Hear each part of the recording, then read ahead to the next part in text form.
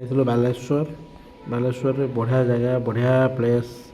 ଆମେ ଆମର ଗୋଟେ ସାଇଟ୍ ଥିଲା, ପ୍ରୋଜେକ୍ଟ ଥିଲା, ପ୍ରୋଜେକ୍ଟ କାମରେ ଆମେ ଯାଇଥିଲୁ ବାଲେଶ୍ୱର। ମୁଁ ଏଇ ଜାଗାକୁ ଆସିଥିଲି, ଏଠି ବହୁତ ବଢ଼ିଆ ଗୋଟେ ଲୋକକୁ ପଚାରିଲି, ସେ କହିଲା ଗାଡ଼ିଟା ସର୍ଭିସିଂ ପାଇଁ ପଚାରୁଥିଲି। ଗାଡ଼ି ସର୍ଭିସିଂ ବହୁତ ବଢ଼ିଆ ଜାଗାଟା ଥିଲା। ଦେଖନ୍ତୁ 300 ରୁପିଜ୍ ନେଇଥିଲା ଗାଡ଼ି ପଲିସିଂ ପାଇଁ।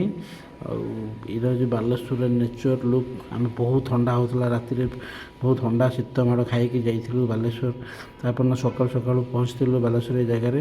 ଏଇ ଜାଗାକୁ ଆସନ୍ତୁ, ଗାଡ଼ି ପଲିସ୍ କରାନ୍ତୁ। ଦେଖନ୍ତୁ ସୁନ୍ଦର ପଲିସ୍ କରୁଛନ୍ତି ଏମାନେ।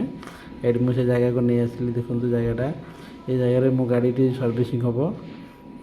ଦେଖନ୍ତୁ ଗାଡ଼ି ବି ସର୍ଭିସିଂ ହେଉଛି, ବହୁତ ବଢ଼ିଆ ସର୍ଭିସିଂ କରୁଛନ୍ତି। କେତେ ପ୍ରକାର କେମିକାଲ, କେତେ ପ୍ରକାର ସିଷ୍ଟମେଟିକ୍ ସେମାନେ ସର୍ଭିସିଂ କରୁଛନ୍ତି, ଆପଣମାନେ ଦେଖିବେ ବହୁତ ବଢ଼ିଆ ଲାଗିବ। 300 ରୁପିଜ୍ ନେଉଛନ୍ତି। ମୋ ସାଙ୍ଗକୁ ବହୁତ ଡେଡ଼ିକେଟେଡ଼ଲି ସର୍ଭିସିଂ କରୁଛନ୍ତି। ଦେଖନ୍ତୁ ମୁଁ ସବୁ ଜିନିଷଟା କାଢ଼ିଦେଲା, ମୁଁ ତାକୁ ହାରଣ ଲଗାଇଥିଲି। ଏଇଠି ମୋ ଭାଇ ଜଣେ ଶୋଇଯାଇଛନ୍ତି, ସେ ବହୁତ ସକାଳ ଖାଇକି।